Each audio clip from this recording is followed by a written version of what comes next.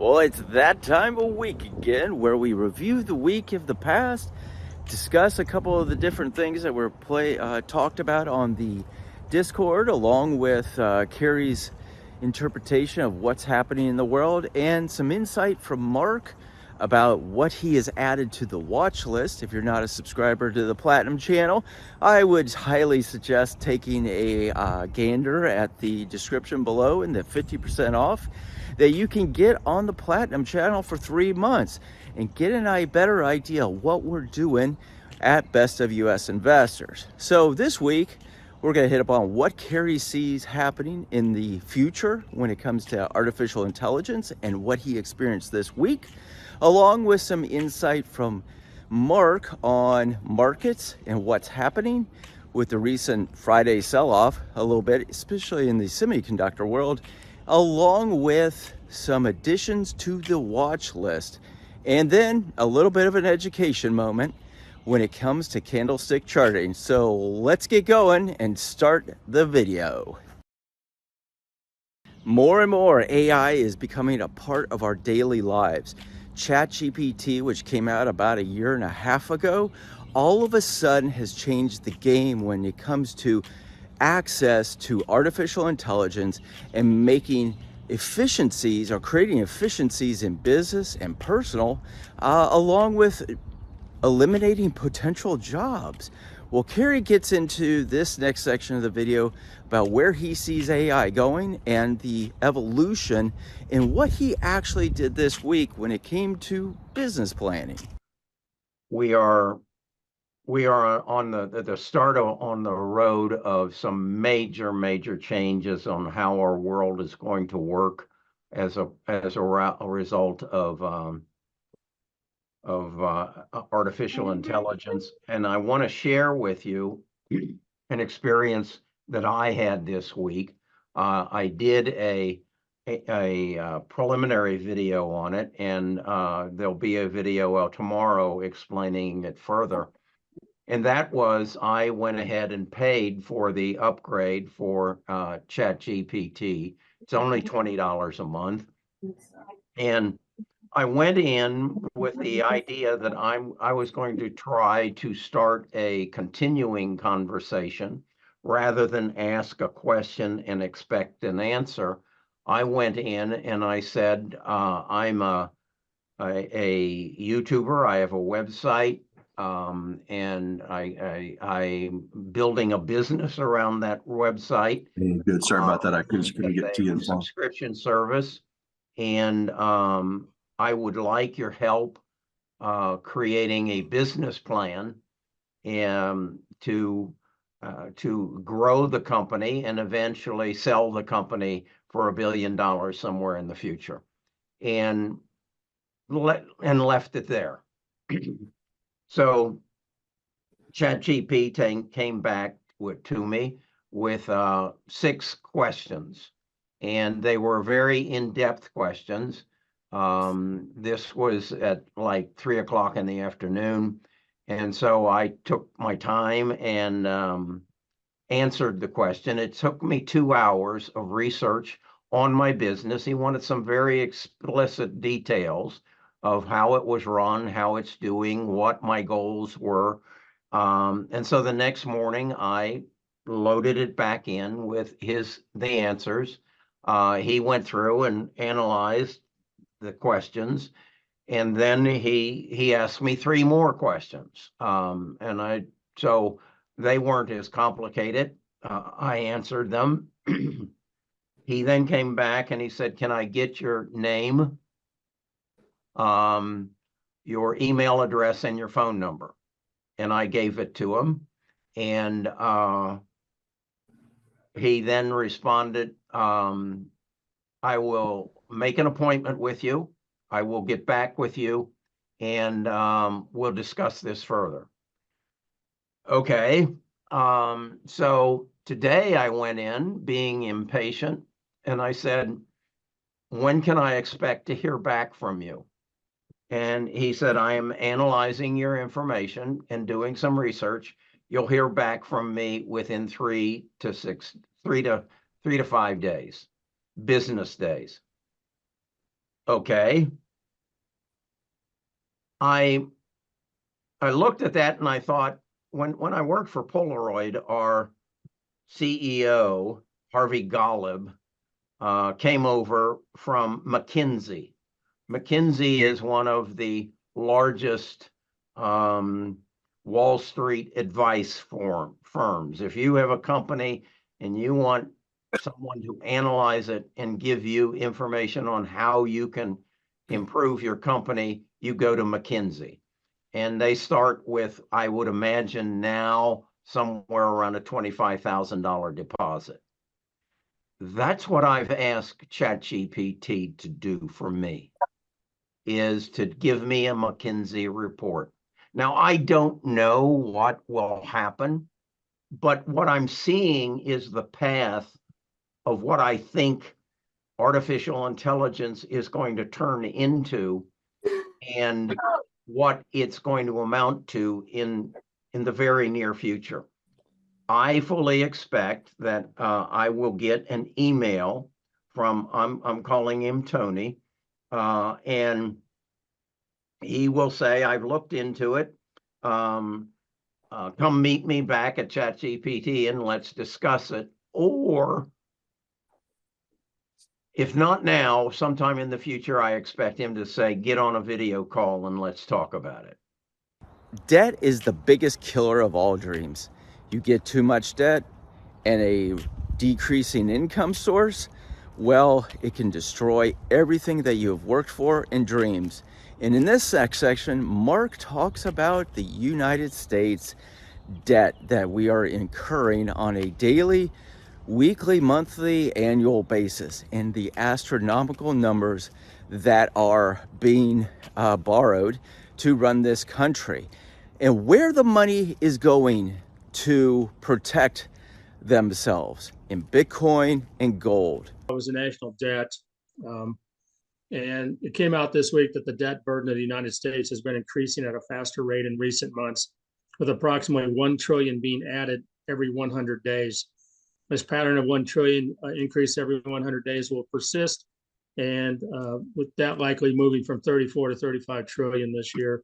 So it's little wonder that we're looking at debt debasement trades closing in at all-time highs. And what we're talking about debt debasement trades are gold and cryptocurrencies that people are now moving their money over to those positions because they're seeing with this debt as high as it is, the potential for your dollar to be worth less because of the way that we're creating more money through T-bills to pay for this debt and to pay for the continuing operations of the government.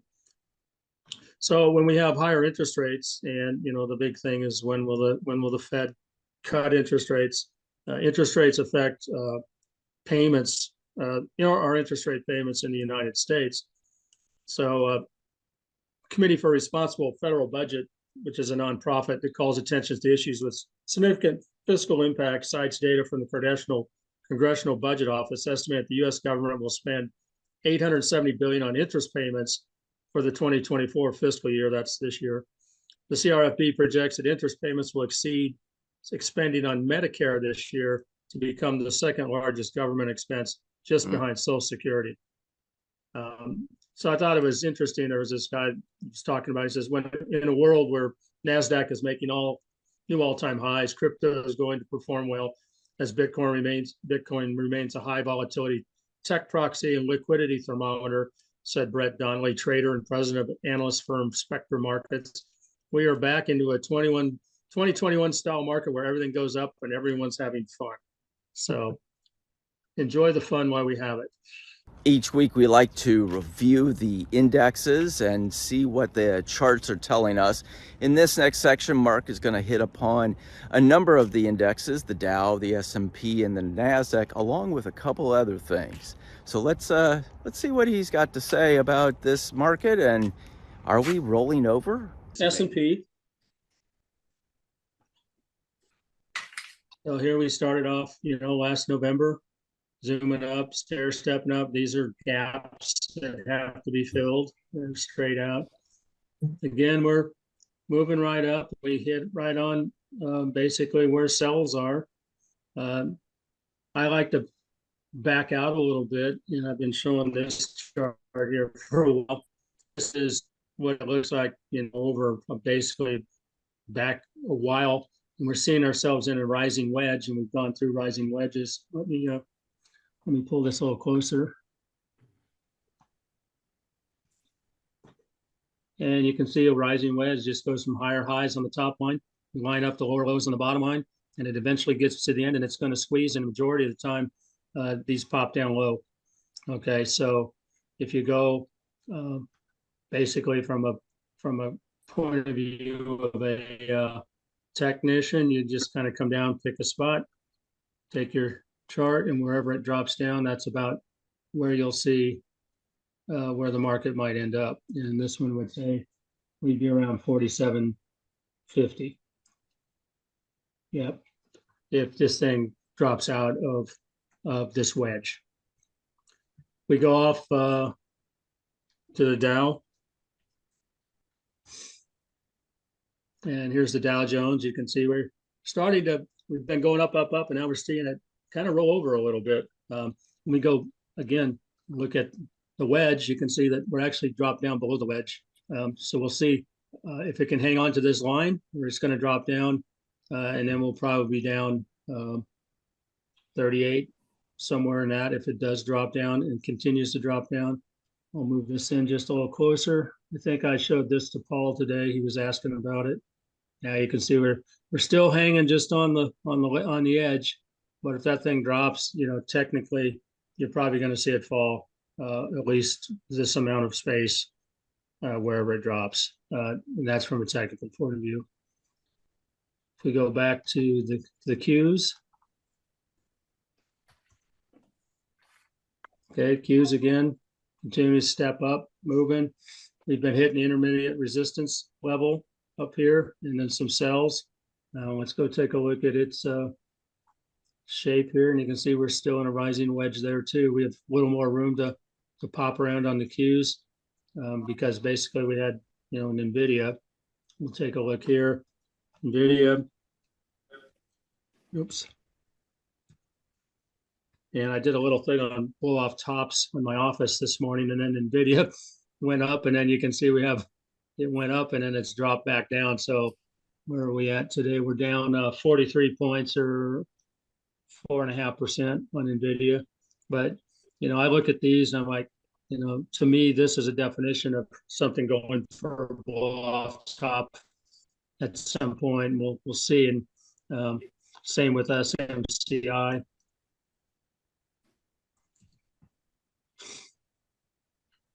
See if that one will pop up. Yeah, SMCI looks like it's down 4% today also. Come over, I'm going to look at Apple a little bit.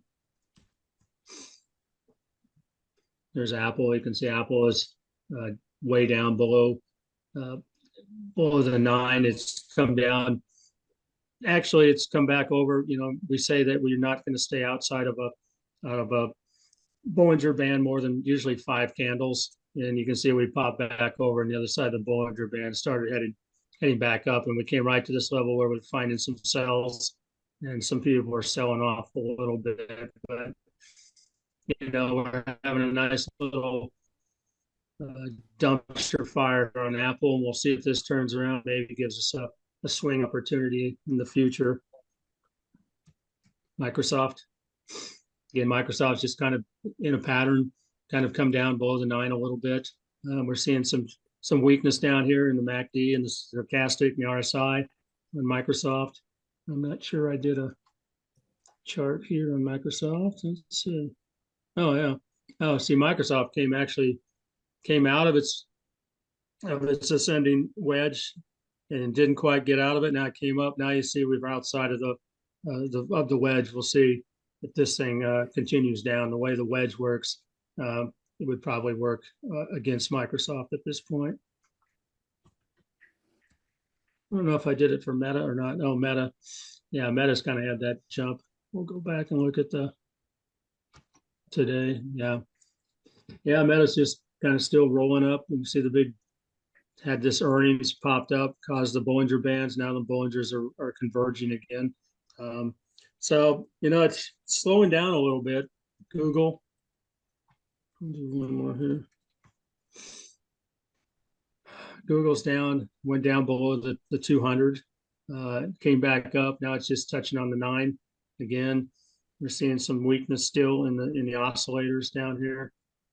Let's see if I did take a look. Oh yeah, see, so it came down out of its ascending wedge and starting to try to get back in to that. It hasn't done that yet. Can you do Amazon? Don't push that, just wait. Oh, thanks. Amazon.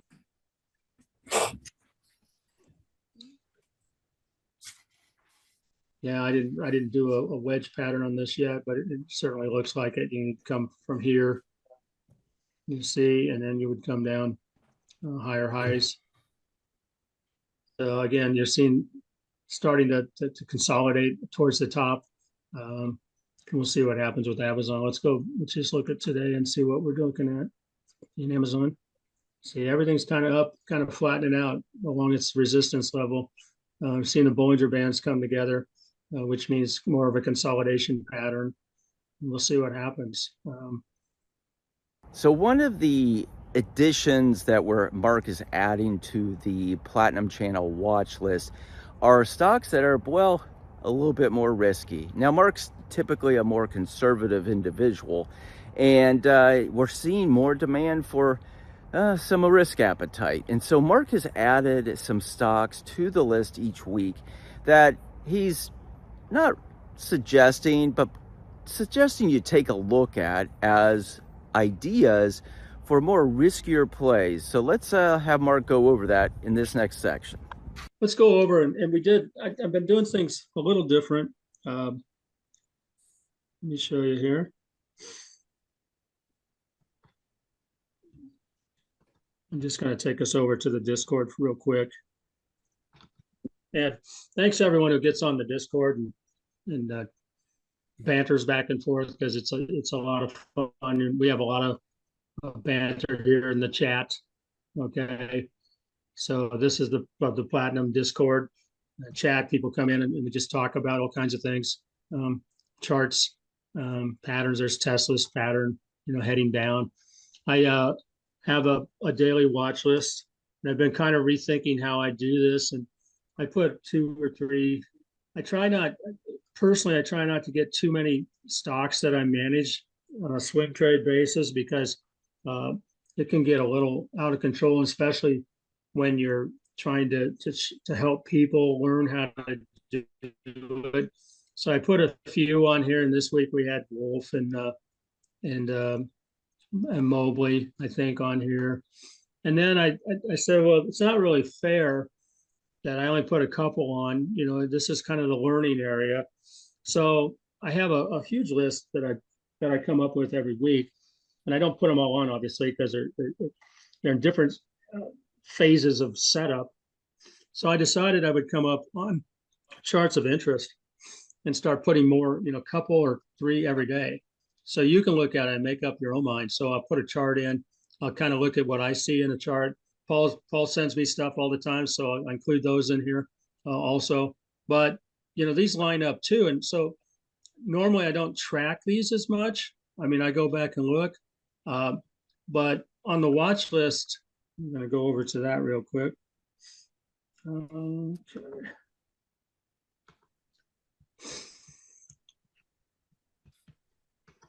I thought, well, we should at least look at those. So today I went on and here's our watch list. Okay, coming up. And normally I just, it's a learning watch list. I put them on. We watch the charts every day. I'll come in, put where I see support, resistance, support 1, support 2, resistance 1, resistance 2, some commentary, where we get in. If I put this yellow, that means that I got a better price than when we listed. I just watch and then I'll make commentary on that. If it's not highlighted, it's just the price that we put in when we listed it on the watch list. So today I came in and I put in, these are what were on the charts of interest this week. I just wanted to see how they did, because I didn't really manage them that much. So I went in and looked, and you can see on the charts of interest, Well, here's Wolf Speed. This was on our regular one. That's still on. Hasn't been sold out yet. Hasn't hit the indicators. So the two that were on the watch list originally were Mobileye and Wolf Speed. And you can see we closed out on Mobileye at a 225 or share gain, or 8.6% increase. Wolf Speed is still out there. It hasn't hit its resistance or support yet. We're up 6.7%. So then I put in this blue, these are what I just put out on the watch list to see what happened. And Deere, Deere's up 2.69%. Dollar General's still up 9.3%. We haven't got out of those yet. They haven't hit anything. These yellows show when we get out or would hit a level. Like here, it hit an intermediate resistance level. One candle closed below the 9, out at the upper Bollinger Band. And so out of the watch list, only one has really been a bad trade, which was this one in VeriSign, which brought us down about 2% or $391 on a paper trade of 100 shares. So it's done pretty well. When you include that into where we are so far in March, where we in March 8th, so far on this watch list, we're up about 111 a share, or $11,115. So 60 out of, we had 82 trades so far. 60 of them have been winners, 73.2%. So I'll start putting these on here just so we can watch those too. You know, I'll try to highlight them so you know that they're kind of just other stocks I put out there for people to watch and see what happens. I'm going to go through a couple of these and just show you the charts. So here's Deere. Comes up. So we got in, this came on the list, Deere, back here. It looks like on the 29th of February. You can see we just had this big dumpster fire here. It started coming back up and it got above the 9. And that's where we put it on the list. And you can see it came straight across for a while and then it just really jumped up.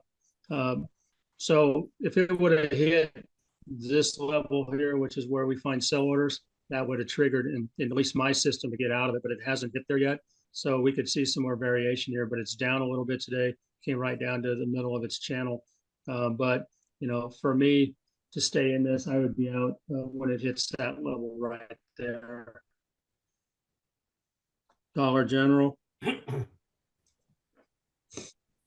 Dollar General, we got in back here. We had we following up the 9 when it crossed over the 200. We waited for a day to see if it was going to retest and put in a limit to buy right there at the retest. It retested, ended up that day, and it's been following the upper Bollinger Band ever since. You could technically have gotten out at any time you hit this Bollinger Band, but I was looking at the indicators and they were all looking pretty strong. So they followed it up. Only this one and this one actually were outside. You can see it pulled back in. And again, you could get out at any time. Your profit is pretty high. You got in at 143.27. We're sitting at 157.38 right now. And right here's where the sells are waiting for you. SNA. That was a nice one.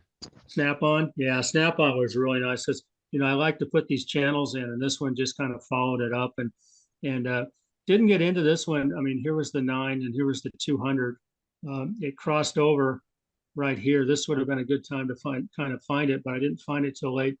I found it here, then it gapped up and it went all the way up. And here's where I would have got out. You know, I would either got out when it hit the Bollinger Band here, but you're seeing it's turning. But for sure, I'd get out whenever it hits an intermediate resistance level like the green line. You can see it, that you just go back in history. You can see that's a really hard line to get across, and so that's where I would have got out. So at this point, it would have went on the list about 277.30, and you would have got out about 295.51 on this particular trade. Candlestick charting goes back to, originates basically during the Japanese era of trade, way back when, before, well, a lot of what we have today, or before this country was discovered and settled. And so candlesticks can tell you a whole lot about where markets are going, stocks are going, and how more importantly, how to read them. And in this next section, I asked Mark to check out DigitalOcean. And even before he opened the charts for us to look at, he cringed. And he explains why in this next section. It's a great educational piece, so check it out. Holy moly. Is that I don't digital? like Yeah. this one. I don't like this one at all. It's volatile. No. No, this one's Tell me all what- over the place. What is it you don't like about it? Well, this green line right here, you can see that we've only had 1, 2 full candles over it. Okay. Okay. Here's some cells up here right along where the Bollinger is. Bollinger is Okay. flattened out. We've got these inverted hammers, a lot of inverted hammers, which is not a good sign. That means Yeah. that the price goes up and keeps getting beat down several times Gotcha. up and down. That just, yeah, you're playing on the 1 yard line, your 1 yard line. You know, Yeah. you got a 99 yards of risk and 1 yard of gain, the way I look at this. Okay. That's just me. No. I think this is a good one to be from a understanding candlesticks approach, because you hit upon something that is, I think, not talked about too often, and that is the candlestick. Like today, it ran up, it hit that top end of that Bollinger Band, but it has retraced, and it's done that a number of times. Yeah, here, Um, here, here, here, yeah, here, here. Yeah, that's a different style there, but yeah, it's just, yeah, this is too messy for me personally, Trent. Yeah. No, This is why, like, right when I pulled it up, I'm like, oh crap, like, no, not for me, Okay. But I'm Okay. glad you explained what you were why it made you say that. So In conclusion, there is a lot going on. Artificial intelligence is changing our world, it's changing businesses, and it's quickly trickling down into these small, mid-size and small and micro businesses. It's going to change how we do everything. Yet, the stock market is not the economy. And so, as we are starting to see, we're seeing some really exponential high moves in stocks, along with, well, some weakening in those as we saw on Friday. This next week is going to be interesting because come March 11th, the Federal Reserve shuts down the bank term lending program, which has allowed banks since the fall a year ago, allowed banks to access money in exchange for assets like mortgage-backed securities and treasuries, and to borrow that at a very low rate. Well, that closes March 11th, which makes me wonder what is going to happen to our banking system, specifically small and mid-sized banks that are carrying old assets that were paying low rates like treasuries and mortgage-backed securities, but also the commercial loans that are now coming due and having to be refinanced at higher rates. Are these banks in trouble, and are we going to see the small and mid-sized bank dry up? Only time will tell. We'll start to see that roll out after March 11th and see how these small and mid-sized banks handle this. In the meantime, risk manage, and most importantly, live loud.